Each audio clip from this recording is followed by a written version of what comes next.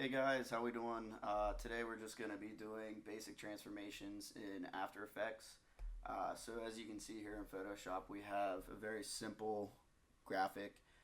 Everything's on separate layers and the layers are named accordingly.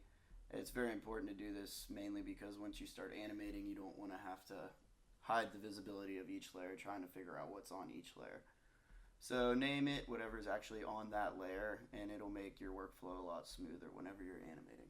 So let's go to After Effects, and when you open up After Effects you have this panel that pops up with your recent projects, open project, new composition, etc. They also have helpful tips throughout that panel, which is really nice.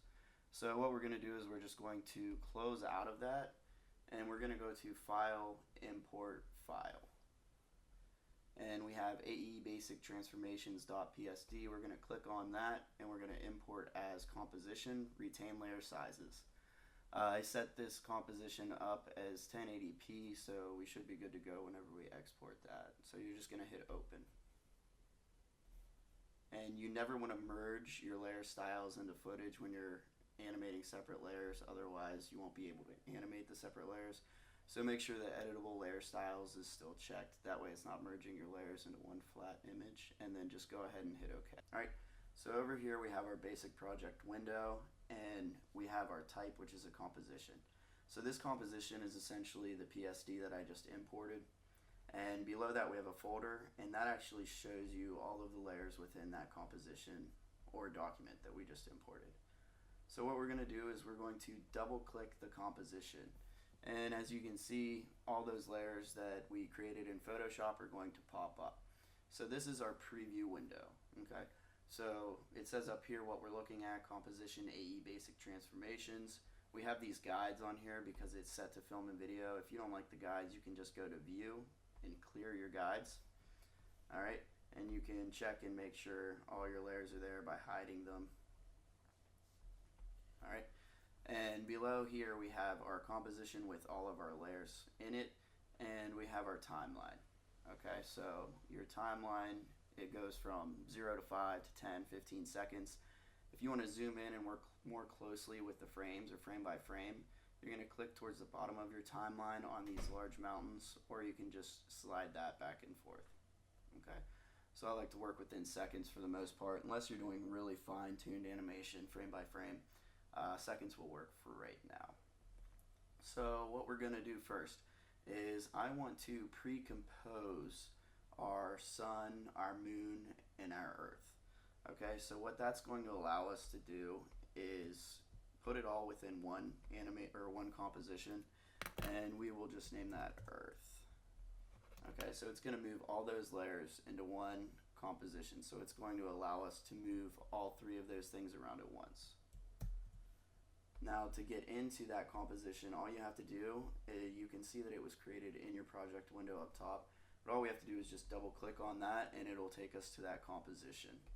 Alright, which is a completely separate composition. You're able to navigate between your separate compositions like tabs in a web browser. So let's go back to Earth, and we are going to move the sun and the moon at opposite ends of this Earth. Okay. So all you have to do is just click and drag that. It's just like Photoshop as far as layers goes. And we're going to move both of those right there. Alright, so notice as you click on each layer, you have this little tiny crosshair that pops up. It's usually by default located right in the center of that layer. That is what is called the anchor point.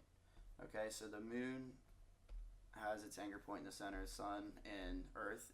Now, whenever we're rotating this in our original composition, we have that anchor point right in the center, which is going to affect all three of those, which is exactly what we want, because we're going to be rotating this entire composition around this anchor point. Okay, so let's go back to the earth.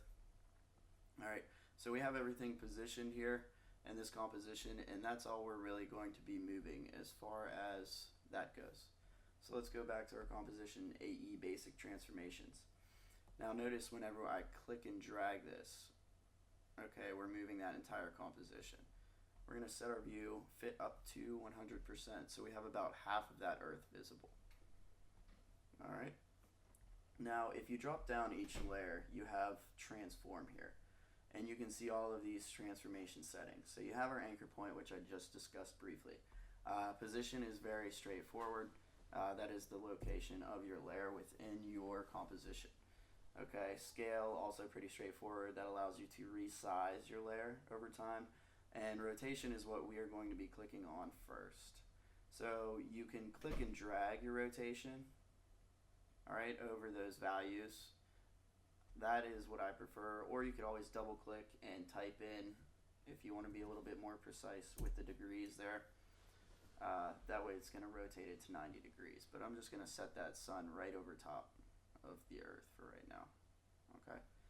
Now you'll notice whenever I start editing these characteristics and settings to our transformations, this little yellow diamond pops up. So that's a keyframe. Keyframe is essentially a point where there's going to be a change in your layer concerning these transformations. So to add your first keyframe, you're going to want to click on this stopwatch to the left of your transformation setting. So notice that that yellow diamond pops up right at 0 seconds. Okay, so from 0, I'm going to drag my playhead to about, let's go to 1 second. Okay, and to add a second keyframe, you can either edit your transformation setting, and that's going to by default add a keyframe, or you can always click on this gray, this faint gray diamond all the way to the left. Okay, so that's going to add another keyframe as well. So let's set our timer, and notice that you have your time of your timeline where your playhead is in the top left of your composition window. So I'm in 0 frames right now, 1 second and 0 frames. Okay, so between 0 seconds and 1 second, I'm going to go ahead and rotate so that moon is visible. Alright, so going from 100 degrees to roughly about 295. Alright, so if you notice, the moon obviously isn't looking very natural. So I'm going to go back to our Earth composition, and I'm going to rotate that moon so we have a more natural looking position. Okay, there we go. That way it's not an upside down moon. There we go. Okay, so the sun and the earth rotating, and then we have our moon popping up. Now notice that I have these other layers. I have day sky and night sky. So with these other transformations, we're going to turn down the opacity of our day sky. Opacity essentially being the level of transparency of each layer. So right now my opacity is at 100%. And remember, just to the left, and checking your playhead, it's at 0 seconds and 0 frames. So just to the left of that transformation setting, you have that stopwatch. You're going to click on that to add your first keyframe, which is setting the point that there is 100% opacity for your day sky. Now you want to keep it consistent with your time in your animation and transformations. So I'm going to go to 1 second and 0 frames, and I'm just going to add another keyframe there and drop our opacity to 0%. Okay, in doing so, that has the day sky disappearing between 0 seconds and 1 second, becoming completely transparent, which allows our night sky on the bottom layer to be completely visible. Okay, so with that transformation and the disappearance of the sun, you have the day sky disappearing and the moon's rotating with that earth because we pre-compose those layers. So the last thing I want to do is a position and scale change with these clouds, just so you guys get the idea of position and scale as well as the other transformation settings. So one more time, we're going to add a position and a scale keyframe at 0 seconds and 0 frames. Alright, so we're going to have these clouds go away with the sun. So we'll set that timer to 1 second and 0 frames. And I'm actually going to go back to 0 seconds, 0 frames, and move these clouds over to the left side. And we'll just have those fade across the screen as our sun disappears. Okay, so once again, adding those keyframes with that faint gray diamond, and we can just click and drag those clouds clear across the screen. This might be a little quick, but it'll get the point across. Alright, and we'll go ahead and increase the scale at 1 second just so you can get an idea of a scale change in After Effects.